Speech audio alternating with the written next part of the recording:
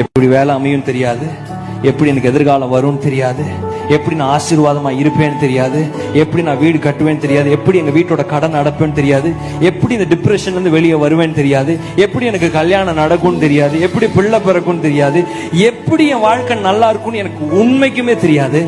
ஆனா நான் ஆராதிக்கிற தேவன் இதை எல்லாத்தையும் எப்படியாவது செஞ்சிருவார்னு தெரியும். எத்தனை பேர் விசுவாசத்தோட சொல்றோம்?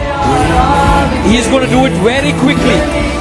கால தாமதமானாலும் கர்த்தர் சொன்னது நிறைவேறும்.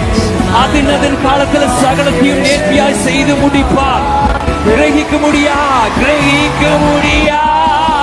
காரியம் செய்வீர் சர்வஞானி.